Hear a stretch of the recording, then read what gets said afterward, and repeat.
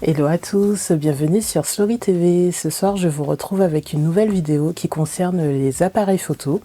Donc, dans une première vidéo, je vous avais présenté ma petite collection d'appareils photo depuis mon enfance jusqu'à maintenant. Donc, je vous ai parlé des différentes catégories d'appareils photo qui existent, comme les argentiques, les APS et bien sûr les numériques. Dans une seconde vidéo, je vous ai présenté les différents types de numériques que vous pouvez trouver. Donc vous avez les compacts, vous avez les bridges, vous avez les hybrides et vous avez bien sûr les réflexes. Donc vous voyez, à chaque fois j'essaie de focus un peu plus sur un type d'appareil. On est passé du grand groupe des appareils photo, on a sélectionné plutôt les numériques. À l'intérieur des numériques, on a parlé de plusieurs types de numériques et maintenant, dans cette vidéo, dans cette troisième vidéo, on va focus sur les réflexes. Donc moi, je suis une grande fan de la marque Canon, donc je ne vais vous parler que des Canon. Donc, en fait, pour faire votre choix de type d'appareil réflexe Canon, en fait, moi j'ai 15 critères pour différencier les différents types de réflexes numériques de la marque Canon. Donc déjà, quand vous choisissez d'aller acheter en fait un réflexe numérique, vous devez avoir deux grands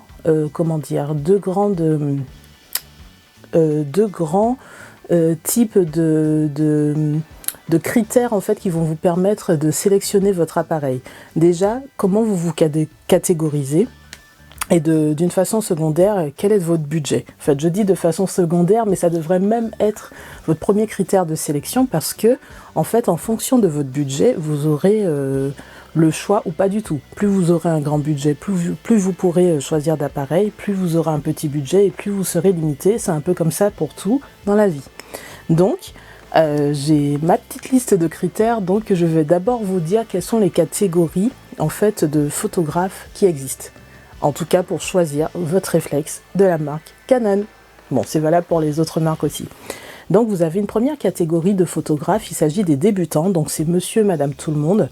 En fait, quand vous allez chercher un appareil photo, si c'est juste pour faire des photos de vacances, etc., vous êtes considérés comme des débutants.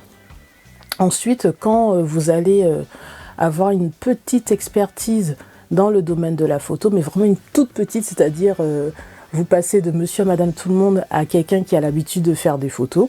Là, vous passez à ce qu'on appelle un amateur. Ensuite, quand vous commencez à vraiment apprécier la photo, vous faites de la photo régulièrement, vous aimez la technique, vous vous intéressez vraiment à votre matériel, on peut parler de la catégorie expert. Et enfin, pour ceux qui en font leur métier, qui gagnent leur vie avec, ou bien qui sont pas des professionnels, mais qui ont un excellent niveau dans le domaine de la photo, on va parler de professionnels. Voilà, donc déjà, comme je vous disais, c'est mon premier critère. Vous devez choisir dans quelle catégorie vous vous situez, comment vous vous considérez. Moi, même si je fais de la photo depuis toute petite, même si j'adore la photo, quand j'ai acheté mon premier réflexe, je me suis considérée comme étant une débutante, puisque je n'avais jamais touché de réflexe de ma vie, que je ne savais pas comment ça s'utilisait et qu'en plus, comme je vous dis, je fais de la photo, mais pas en tant que professionnel. Je fais de la photo comme monsieur, madame, tout le monde. On fait de la photo. Voilà, donc moi, en tout cas, au début de mon blog, en 2014, je me suis considérée comme étant une débutante. Et quand j'ai acheté mon premier réflexe en 2015, donc j'ai acheté un réflexe pour débutant. Ensuite, donc, le second critère pour choisir votre appareil, ça sera votre budget. Donc quand vous êtes débutant, en général, vous avez un budget qui est en dessous des 500 €, puisque vous allez utiliser l'appareil, de façon vraiment occasionnelle. Ça ne sera pas dans le but d'en faire votre métier ni votre passion, donc vous allez mettre un petit budget. Donc pour un réflexe, il faut compter pour un réflexe débutant, donc ce qu'on appelle un appareil entrée de gamme qui sera à moins de 500 €. Moi, mon tout premier appareil, donc il s'agit de celui-ci. Donc, le 1200D de la marque Canon. Ne faites pas gaffe à l'objectif, c'est pas celui qui était vendu au moment où je l'ai acheté. Donc celui-ci m'a coûté entre 300 et 400 €, je me souviens plus trop, c'était un kit. Donc il y avait le boîtier, donc je vous ai déjà parlé du boîtier, c'est cette partie-là. Et donc l'objectif qui allait dessus, je vais vous en parler un peu plus tard dans ma liste de critères. Donc il s'agissait de celui-ci, le 1200D de la marque Canon. Bah, il est déjà plus à la mode, hein. Maintenant je crois que c'est passé au 2000, quelque chose comme ça. Donc en même temps ça fait 7 ans que je l'ai acheté. Voilà. Donc je vous disais que c'est un appareil à moins de 500 €. Ensuite, quand vous allez acheter un appareil réflexe de type amateur, donc là vous allez déjà monter un budget en dessous de 1000 €. Donc ça sera entre 500 et 1000 €. Donc moi par exemple j'ai acheté le 700D de la marque Canon toujours, puisque je vous ai dit que Canon c'est ma marque préférée en termes de réflexe, donc c'est celui-ci. Voilà, donc c'est un boîtier un peu plus perfectionné que celui d'avant, le 700D de la marque Canon. Voilà, donc toujours avec l'objectif, c'est pas celui-ci qui était vendu avec. Je vous en parle juste après. Voilà, donc ensuite, la troisième catégorie, la catégorie expert, là il faudra taper dans un budget à moins de 1500 €. Donc ça sera pas 500, ça sera pas 1000, ça sera entre 1000 et 1500 €. Et enfin la catégorie pro, donc les professionnels, là il faudra aller à un budget au-dessus des 1500 €, sans compter les objectifs. Donc je parle vraiment de boîtier nu, c'est-à-dire juste l'appareil sans l'objectif. Ensuite, donc chez Canon, comment vous allez vous repérer facilement, grâce à mes conseils bien sûr, quand vous irez en boutique ou bien quand vous regarderez sur le site Canon ou sur internet. En fait c'est assez simple. Quand vous êtes dans la catégorie débutant, donc entrée de gamme, vous regarderez les appareils réflexes qui ont 4 nombres. Donc par exemple mon 1200, c'est 4 nombres, enfin 4 chiffres. Voilà, donc le 2000 c'est un entrée de gamme, le 1200 c'est un entrée de gamme. Vous allez en avoir plein, puisque chaque année il y a un nouveau modèle qui sort. Ça fait quand même des années que vous avez des sorties de réflexes. Pour chaque marque, hein, pas seulement chez Canon, mais en tout cas chez Canon, référez-vous au chiffre 4. S'il y en a 4, c'est un entrée de gamme, c'est un débutant. Ensuite, quand vous allez passer à la catégorie amateur, vous allez passer à 3 nombres, 3 chiffres. Donc là, par exemple, le mien c'est un 700D, vous avez des 600D, vous avez des 500, vous en avez plein, c'est 3. Voilà, et quand vous allez monter encore de niveau, donc le niveau expert, là vous allez atterrir à 2 chiffres. Donc par exemple le 90D, vous avez le 80, le 90, vous en avez plein, donc c'est 2. Et au moment où vous allez passer au niveau pro, là on atterrit à un seul chiffre. Donc par exemple l'iOS 1DX Mark III. Donc le premier chiffre auquel vous devez faire attention c'est le 1. Donc iOS 1DX Mark III, le 1, catégorie professionnelle. Voilà, normalement avec ces 3 critères-là, déjà vous avez moyen d'aller dans un magasin, de voir des appareils et déjà de vous, de vous y retrouver. Par rapport au prix, si vous voyez la fourchette de prix, vous saurez si c'est du neuf, à quelle catégorie vous avez affaire. Si vous voyez le chiffre, vous saurez exactement à quelle catégorie vous avez affaire. Donc là, vous regardez cette vidéo.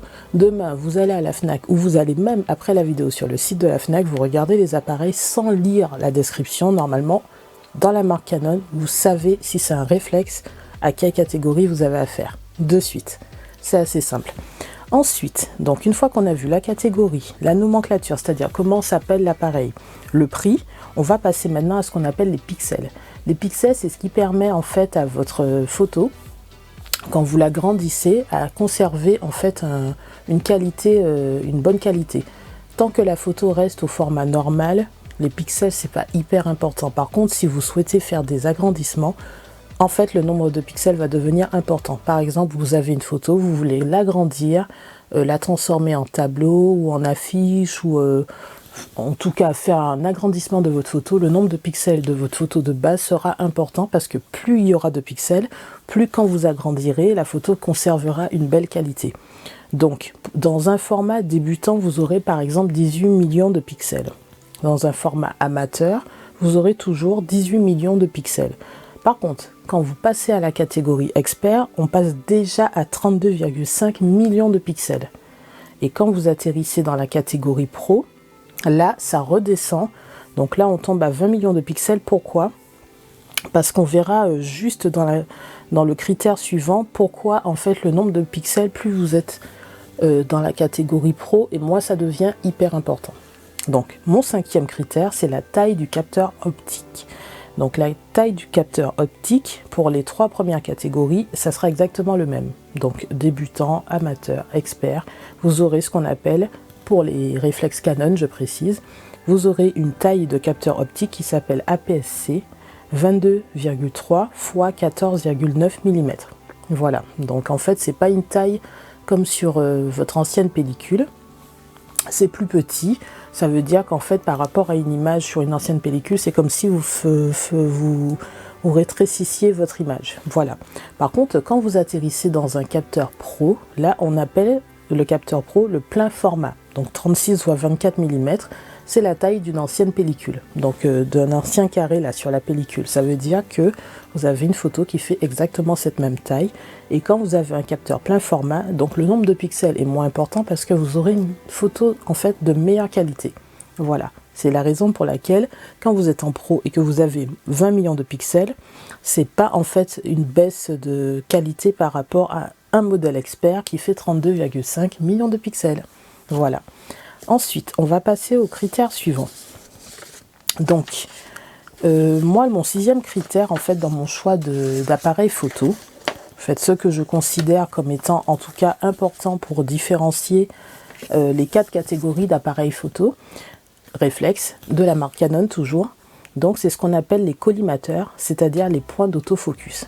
En fait, quand vous faites votre photo avec un réflexe, le photographe, en fait, dans le viseur, a un ensemble de points qui permet de fixer le sujet et de faire ce qu'on appelle le focus, donc que ça soit nickel. Donc, en fonction du nombre de points, vous allez les diriger vers votre sujet et ça va permettre que l'appareil rende net cette partie que vous aurez, je sais pas si ça se dit focuser, mais en tout cas que vous aurez identifié comme étant important. Voilà, donc dans un appareil entrée de gamme, donc vous aurez que 9 points d'autofocus. Dans un appareil amateur, vous aurez également que 9 points d'autofocus. Par contre, quand vous passez à la catégorie expert, vous passez à 45 points d'autofocus, donc 45 collimateurs, ce qui est très très bien. Et enfin, dans la catégorie pro, là on est carrément dans les étoiles, là on est à 191 collimateurs. Vous voyez quand même la sacrée différence entre quand vous passez de l'entrée de gamme à 9 collimateurs au professionnel à 191 collimateurs. C'est le jour et la nuit, quoi. Voilà. Ensuite, mon 7e point de critère, ce qui m'a en tout cas fait changer d'appareil photo, c'est le fait que l'écran soit orientable et tactile. Par exemple, dans les appareils d'entrée de gamme, ils ne sont ni orientables ni tactiles. Par contre, quand vous prenez un appareil amateur, là vous avez déjà la possibilité d'avoir un écran orientable et tactile. C'est hyper important, surtout pour quelqu'un qui se prend en photo seul ou qui fait ses vidéos seul. En fait, le fait de pouvoir retourner l'écran, ça permet d'avoir un écran de contrôle. Je vous en avais parlé dans une de mes vidéos spéciales YouTube. Voilà, et je vous avais dit que certains youtubeurs utilisaient un vrai écran d'ordinateur ou un écran télé, un écran spécial pour se regarder en fait pendant les vidéos, pendant les photos. Moi, j'utilise toujours l'écran de mon appareil photo ou un miroir. Voilà, parce que c'est important de voir le résultat, ce que ça donne, si ça va, si ça va pas. Voilà, donc c'est important d'avoir, donc du coup, pour un blogueur, un youtubeur, un appareil avec un écran orientable parce qu'il peut le retourner pour se filmer ou se prendre en photo. Voilà. Donc ensuite, à partir en fait de la catégorie amateur, tous les appareils ne l'auront pas, mais vous commencerez à trouver des appareils qui ont l'écran tactile et orientable, ainsi que dans la catégorie expert. Et dans la catégorie pro, j'ai trouvé donc pour le 1XD, j'ai trouvé l'écran tactile mais pas orientable. Donc voilà. Ensuite, on va passer au huitième critère, pardon. Donc on arrive à la moitié. Donc ce sont les connecteurs. Sur un appareil de type débutant, vous aurez les connecteurs basiques, c'est-à-dire prise USB, audio, vidéo, HDMI. Dans la catégorie amateur, ça sera exactement pareil. Et quand vous commencez à atterrir au niveau expert, là vous rajoutez le Bluetooth, le Wi-Fi, ce qui est vraiment pas mal. Voilà, donc le Bluetooth 4.1 Et quand vous passez à la catégorie professionnelle, là vous rajoutez le GPS, la possibilité d'avoir la prise USB-C plutôt que USB tout court. Donc ça vous permet de ne pas avoir à avoir des adaptateurs entre les anciennes prises USB et les nouvelles. Voilà. Après, c'est les appareils récents qui auront cette prise USB-C, qu'on appelle encore USB 3.1. C'est pas les anciens modèles. Ensuite, le critère numéro 9, c'est le poids. Il faut savoir que plus vous montez de gamme, en fait, et plus votre appareil va peser lourd. Un appareil d'entrée de gamme va peser 480 grammes. Celui amateur sera à 580 grammes. Celui expert sera à 701 grammes et celui pro sera à 1250 grammes. On a presque 3 fois le poids entre l'entrée de gamme et le professionnel. Donc il faut savoir que les professionnels, ils se déplacent avec du matériel très lourd. Entre le boîtier qui pèse lourd, plus les objectifs, c'est pas rien, quoi. Donc c'est bien pour ça que les professionnels, ils en font leur métier, parce que ça coûte très cher le matériel, c'est fragile et en plus ça pèse très lourd. Ensuite, c'est pour ça d'ailleurs que les professionnels ont souvent des sacs avec leurs différents objectifs ainsi que leur boîtier. Ensuite, le 10e critère, je regarde quand même, on est à 17 minutes, je vais essayer d'accélérer un peu. 10e critère, en fait c'est le kit. Quand vous achetez votre appareil, plus vous l'achetez pas cher, dans les entrées de gamme par exemple, plus ça sera intéressant pour vous d'avoir le boîtier et un objectif. Parce que l'objectif tout seul coûte très très cher, donc quand vous achetez un appareil juste en tant que débutant, vous n'avez pas envie de mettre très cher dans un objectif, donc c'est mieux d'acheter des kits. Moi, le mien, quand je l'ai acheté, donc le 1200D, en fait je l'ai acheté en kit, il y avait le boîtier avec un objectif 18-55 mm. C'est largement suffisant pour un débutant. Ensuite, quand je suis passée à mon second appareil, donc le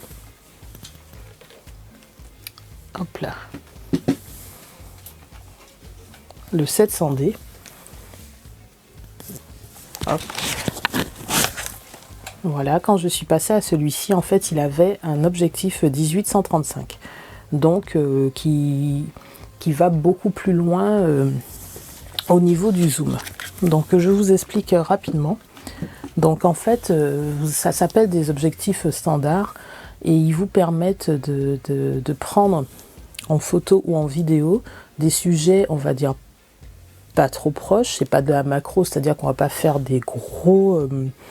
on va pas prendre un gros plan, ou on va pas prendre une grande quantité d'informations dans l'objectif, mais quand même c'est suffisant à partir de 18 jusqu'à 55. Et quand vous avez l'objectif qui va jusqu'à 135, en fait ça vous permet ça vous sert de téléobjectif. Ça veut dire qu'un sujet qui est loin, vous pourrez bouger votre objectif pour aller prendre une information qui est plus loin. Voilà, donc ça vous fait un objectif comme s'il était fixe, plus la possibilité d'aller chercher l'information au loin. Voilà. Après, pour avoir une meilleure qualité de photos, on préfère quand même les objectifs qui sont fixes, mais je vous en parlerai dans une prochaine vidéo sur les objectifs. Voilà. Ensuite, les boîtiers de la catégorie expert sont vendus souvent sans objectif, parce que déjà ils commencent à être chers. Normalement, vous êtes censé avoir déjà des objectifs si vous aviez des anciens appareils, ou sinon, vous pouvez quand même encore trouver des kits, mais ça coûte excessivement cher, parce que vous avez le prix du boîtier qui est déjà au-dessus de 1000 €, et vous rajoutez encore l'objectif dans le kit, donc ça fait grimper énormément les prix. Donc si vous avez acheté petit à petit vos appareils, normalement vous avez déjà des objectifs, donc pas besoin d'en racheter avec la montée en gamme. Voilà.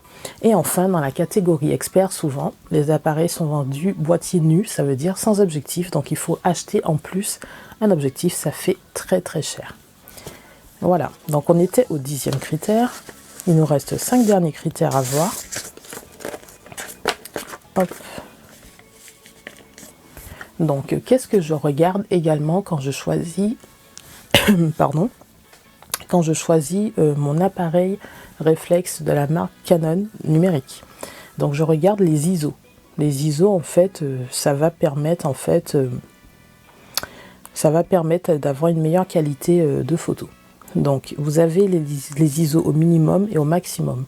Dans un appareil d'entrée de gamme, en fait, vous aurez au minimum 100 ISO, au maximum 6400. Quand vous passez à un appareil amateur, vous passerez de 6400 au minimum à 12800 au maximum. Vous voyez, ça commence à monter. Quand vous passez à un appareil expert, vous passez au minimum de 12800 et vous montez à 25600.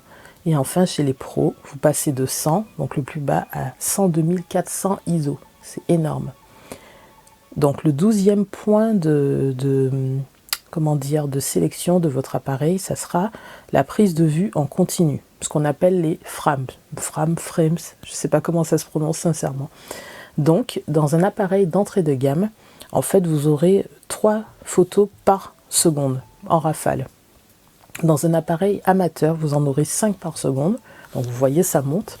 Dans un appareil expert, vous en aurez 10 par seconde, c'est-à-dire que quand vous mettez votre appareil en mode rafale, dans un entrée de gamme, il va en faire 3 par seconde, dans un expert, il va en faire 10, et quand vous arrivez à un appareil pro, là vous êtes à 20 photos par seconde, c'est quand même... c'est énorme en fait. Ensuite, donc le 13e critère, c'est pour la vidéo. Donc ça va concerner des personnes qui sont plutôt des youtubeurs, des blogueurs, des cas comme ça, parce que pour la vidéo, en général, on prend des caméras spéciales vidéo, pas des appareils photo. Voilà, donc quand vous prendrez un appareil de type débutant, donc ça sera du Full HD ou encore du 1080p. Ça sera exactement la même chose pour un appareil de type amateur. Par contre, quand vous passerez à l'appareil de type expert, là on sera à la 4K. Et quand vous serez à un appareil professionnel, ça sera toujours de la 4K ou encore du 60p. Voilà, donc il y a une grande différence entre le débutant amateur et l'expert professionnel. Voilà. Et la durée de la vidéo, de toute façon, quel que soit le type d'appareil, par contre, ça sera de 29 minutes 59 et donc quasiment 30 minutes. Et ça sera du 4 gigaoctets. Voilà, donc on va arriver aux 2 derniers critères. Avec une vidéo, on va dire, qui n'est pas très longue, ça va. Donc moi, ce qui est important pour moi, c'est l'autonomie de la batterie également quand vous allez faire des photos ou des vidéos. Donc dans un appareil de type débutant, ça sera 500 photos avant que la batterie n'ait besoin d'être chargée. On va passer à 440 pour un appareil amateur, donc bon, on va dire que c'est à peu près la même chose. Ensuite, un appareil expert 960 vues et 2850 pour un pro. Donc j'espère que l'information est bonne parce que j'ai vraiment cherché à comparer, mais il n'y a qu'un seul appareil sur lequel c'était vraiment marqué 960 vues. Donc est-ce que c'est l'autonomie de la batterie avant de devoir la recharger ou je sais pas trop, mais je pense que c'est ça parce que je me dis que si on fait 500 photos et que la batterie est morte, ça fait pas beaucoup quand même. Moi je me dis je fais 50 photos chaque fois que je fais un shooting minimum.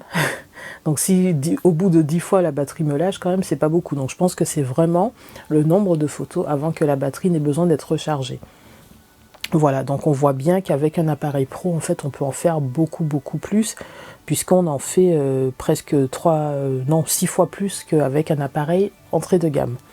Et enfin, le dernier critère, moi, qui m'intéresse, mais ça, c'est un critère assez particulier, parce que c'est plutôt esthétique qu'autre chose, c'est la molette de programmation du mode que vous allez utiliser, en fait.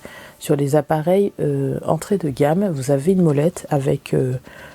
sur la molette, vous avez le mode automatique, chose qu'on utilise beaucoup quand on vient de commencer à utiliser un expert et qu'on n'y connaît rien, qu'on ne maîtrise rien. Ça sera surtout le mode automatique qu'on utilisera. Ensuite, quand on aura envie de jouer un peu, on va jouer avec le manuel, avec l'AV qui signifie ouverture, priorité à l'ouverture. Ensuite, TV qui signifie la priorité à la vitesse. Ensuite, le P qui est la molette de programmation. Et vous avez également 7 modes créatifs qui sont le sans flash, le créatif auto, le portrait, le paysage, le gros plan, le sport et le mode scène. Voilà, donc ça c'est ce qu'on va trouver sur l'appareil entrée de gamme débutant. également sur l'appareil amateur. Ensuite, quand vous allez atterrir dans le mode expert, vous aurez les mêmes modes qui se retrouvent partout, c'est-à-dire automatique, manuel, AV, TV, P, et vous aurez 6 modes créatifs. Voilà, mais qui seront largement suffisants. Il y a juste une différence d'un mode.